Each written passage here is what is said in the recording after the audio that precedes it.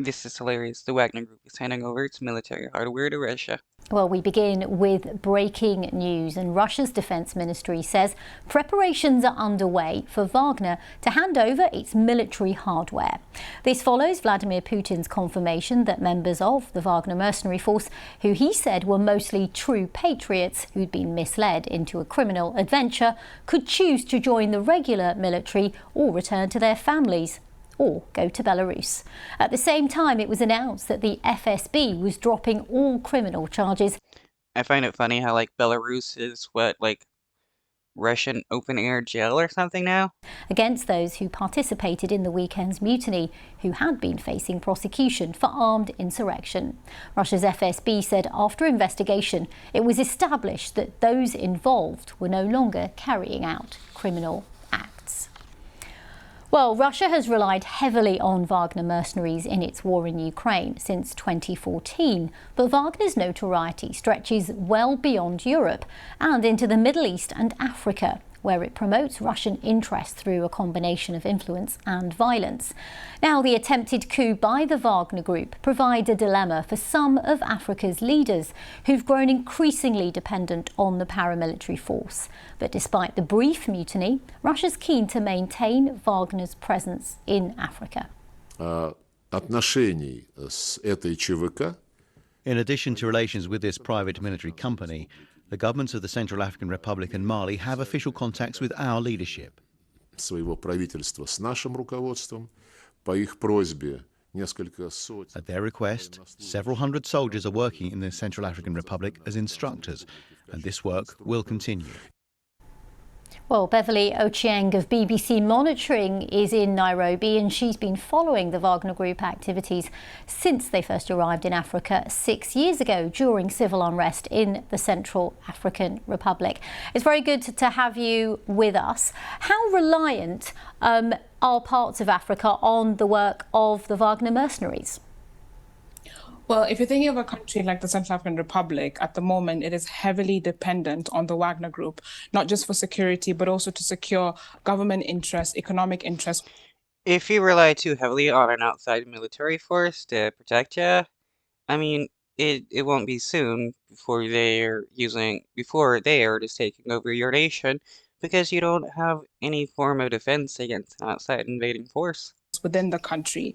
And when you look at Lavrov's statement, it's interesting that he said that the Wagner Group, or at least instructors, will be active both in the CAR and Mali. Mali only just recently deployed Wagner mercenaries. They are facing a long-running jihadist insurgency. The military junta has fallen out with various international partners and are now relying on the Wagner Group to be able to support the army to fight against the insurgents. This is a way of them also restoring their legitimacy, or stamping their legitimacy in the countries which have been ravaged by violence and political unrest over the years. But there are concerns, of course, that this mutiny, even with Lavrov's assurances, could lead to some standoffs between mercenaries in the country who are operating and those who will be registered by the MOD. So there's a bit of uncertainty and anxiety, even though in the short term, Wagner operations might not be interrupted.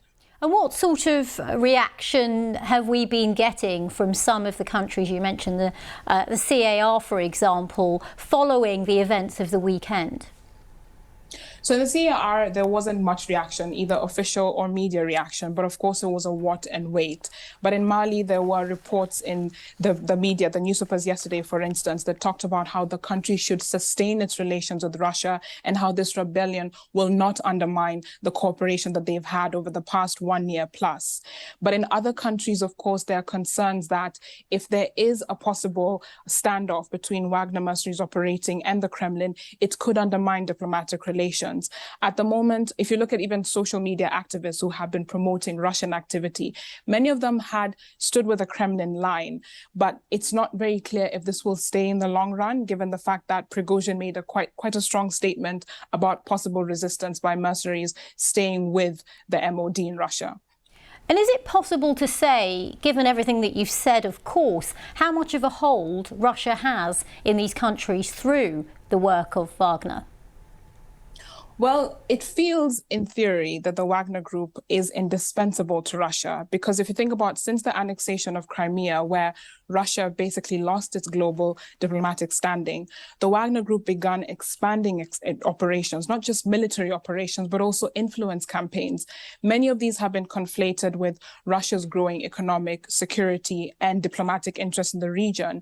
When you look at Wagner propaganda that is being promoted by local groups, a lot of it talks about the image of Putin or the image of Russia, irrespective of the war that's taking place in Ukraine and irrespective of how the Western nations are relating with Russia.